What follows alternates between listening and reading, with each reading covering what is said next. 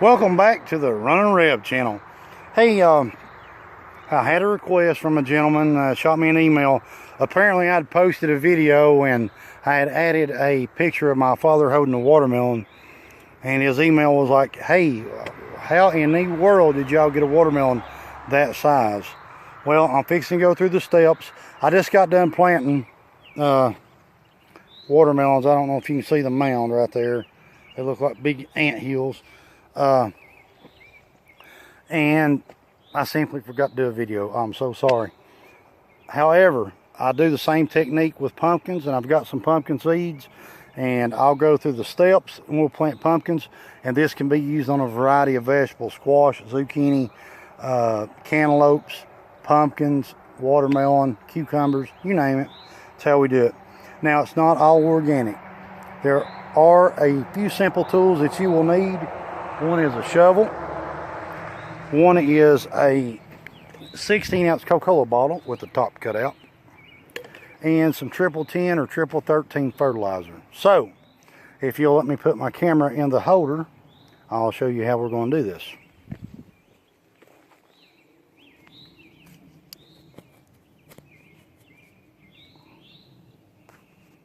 Are we good? We're good. All right. Let me grab my fertilizer. Oh, it's getting hard on a fat boy to bend over. That's what you get when you got a good woman at home.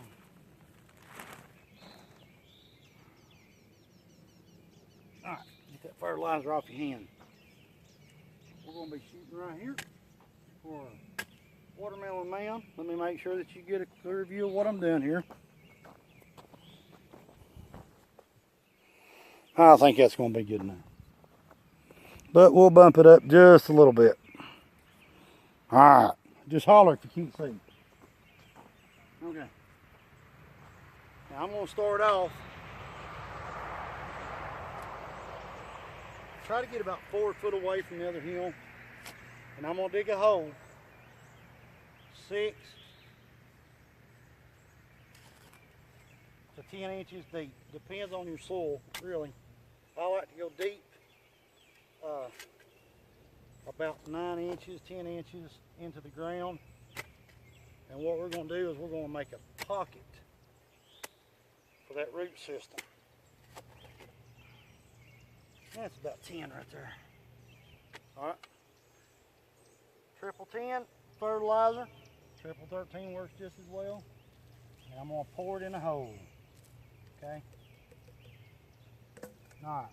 Now, I want a water ring around my plant. So I'm going to dump it around, and I'm going to make that water ring. That way when it rains,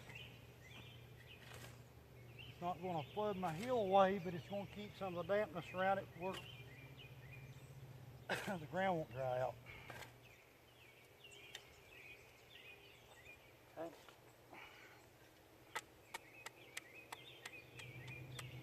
Now, out of curiosity the other day, I looked up this procedure. And man, what people go through to grow watermelon.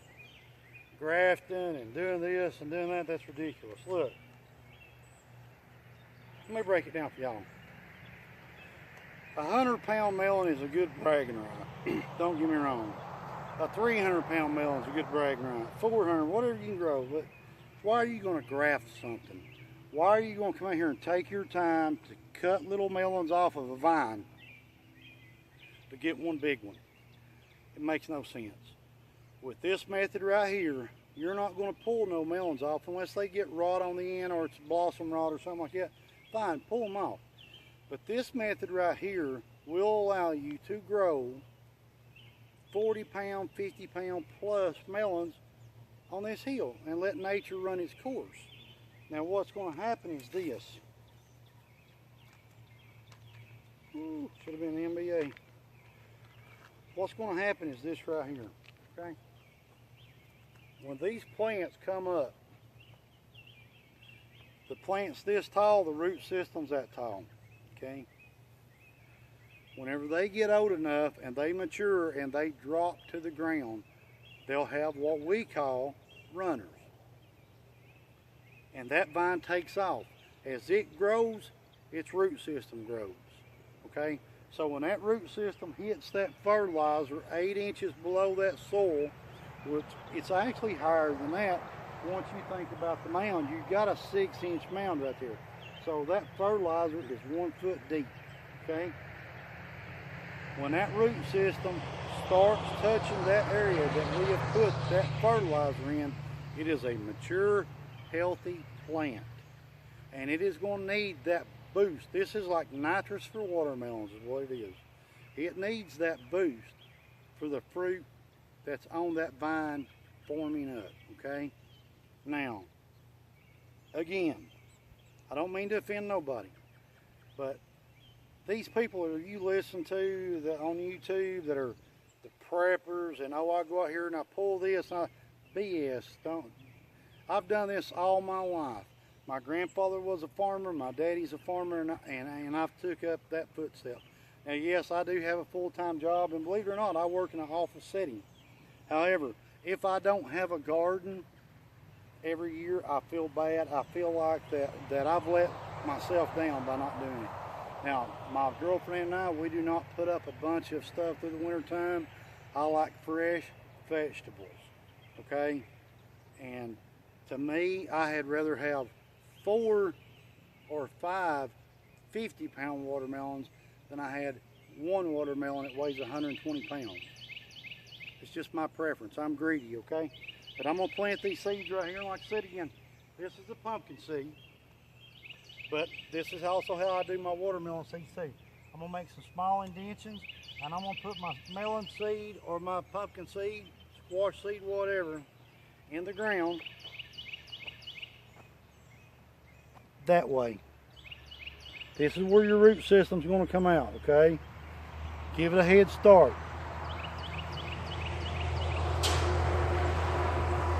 Now, if you want to watch videos about beekeeping and things like that, I do some of those. However, if you want a good laugh and watch a video of a guy that knows exactly what he's doing some of the times, check out a guy named 628 Dirt Rooster. Love his videos. He's one that I always watch when I do something about my bees. However, there's not a lot of people in the gardening section that I really find believable. Now, I put that whole pack of pumpkins in here, which was 8 seeds, okay? The reason I put the whole pack in, 8 seeds, is because I'm going to cull. Now, pumpkins take up a big spot in a garden. There's not a lot of room where a pumpkin is for anything else to grow because it's broadleaf and it'll have runners about, I don't know, they'll be that big around. And I'll take a video of this later on in the summer, and I'll show you just how good it does with this system that I'm introducing to you today. However, don't get into grafting. Don't do all this hoopla and buy into all this YouTube BS. I'm telling you, a simple thing right here. This is what me and my father do, and at the end of this video, I'll edit some photos in. I think I've got 2 on this phone right here of some of the melons from last year. Try this method. Not only for watermelons, but for everything else you plant that's mounded up. Cucumbers, squash, zucchini, things of that nature. You don't have to go as deep with your fertilizer. You don't have to use as much fertilizer. But like I said, once you get that pocket of nutrients built up into this, it's really going to flourish. And as far as your 100-pound melons, it's possible, okay? Now, let me touch on a subject that I get into a disagreement with people all the time. I don't claim to be organic. I never have. It's impossible. If you tell me right now that, hey, I'm all organic, I don't use anything with chemicals in it, you're wrong. You do. Everybody does. There's nothing that we don't put on this ground right here that doesn't contain a chemical. I've got a trailer load of chicken litter over there, and I can show it to you right now. It's got chemicals in it. I've got cattle, where I go get cattle manure from, it's got chemicals in it. Well, how can it have chemicals in it? Let me tell you something. The government passes all these specs on these herbicides and things of that nature. We spray it on our fields. My grandfather sprayed on his fields, 2,4-D, Grazon, everything else, okay? Now, they're post-emergent and pre-emergent weed killers, and the reason that we use them in the farming community is because if we did not spray those on our fields where our cattle graze, they would be overrun with weeds. The cows couldn't sustain themselves. And you say, well, you know, the bag says it's all organic. You're buying your cow manure from let's say a big box store. Let's just say their sign is orange, okay? I'm not going to call out no names. Where do you think that cow litter comes from? It comes from a commercial farm. Commercial farms are not organic. Let me tell you, there's chicken houses that raise these chickens around everywhere I'm at right now. I can walk in a circle and count 150 chicken houses within a 2-mile radius, okay? These chickens go in at 4 weeks old, 5 weeks old, they're pulled back out. When you go to a restaurant and you order a chicken sandwich, you're actually eating a 5-week to 6-week-old chicken. That's how big they grow. That's the chemicals they put in our food supply system right now. Now, I do use some of the chicken litter that comes out of them houses. And where do you think those chemicals go when they're digested by a chicken? Straight at it. And I'm putting it on my garden, so therefore I'm not an organic farmer. You know? However, getting off my pet peeve kick right there. Now these were not genetically altered seeds, just basic pumpkin seeds. 16 ounces of fertilizer, 8 inches down below the mound, mound up tight, get you a good water ring, okay? Now, like I said, I'll come back in a couple months and we'll do some update videos on these 3 mounds right here, and I'll show you what this technique produces. And I'll also take some videos of my dad's place up there. We just got that crop put in last week, okay?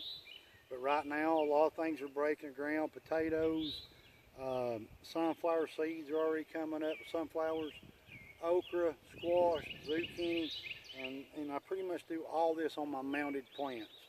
16 ounces of fertilizer for every mound. That way I'm fertilizing the plant, I'm not fertilizing the weeds. It helps out, believe me, it does. It cuts back on a lot of the work of hoeing and keeping everything cleaned up around your vines and plants. Now, next week I'm going to be putting some sweet potatoes in. And if you want me to video that, please leave me a comment. This one was just on watermelon and pumpkin, I'm very sorry. And subscribe to the channel, leave me some comments, shoot me an email, say, hey, do you know how to plant so-and-so? I'll be more than glad to find out if I don't. I'm surrounded by guys that have been doing this for 80 plus years growing these gardens. And they're very knowledgeable. And if we don't stop and ask these old people how to do it, we're losing it. You know, very few people my age, I'm 45 years old, even do a garden anymore. There's a few of us out here in this community that do, because this is all we know. We grew up around it, but we're losing the knowledge on how to do this stuff because everything is based out of a catalog now. You know, you're going to buy a super seed and you plant it in a tomato bucket, you know, and don't buy into the hype. I will show you how to do a homegrown garden for under 50 bucks. I can put out half an acre of food for you for $50, okay? And I'll be as organic as I possibly can be. I don't like using a bunch of pesticides because I've got honeybees. And I'm a firm believer, and that's one of the reasons the reduction of honeybees right now is the chemicals we spray on their food. So if you like this video, please subscribe. Leave me some comments. If you want to know how to plant a certain thing again, I'll be more than glad to shoot a video of it. And even if you just want it sent directly to you via email, hey, let me know. I'll send one to you. All right? Hope y'all have a great, blessed evening. But I'm going to get these pumpkins planted, and I've got a couple rows of cantaloupe I need to put out. And Georgia's hot right now, so I'm ready for the air conditioning. So Y'all have a great, blessed evening. I hope the Lord's good to you, and I hope you have a great week at work or whatever you do. So we're going to sign off right now, and I'm getting back to work. Thank you very much for watching.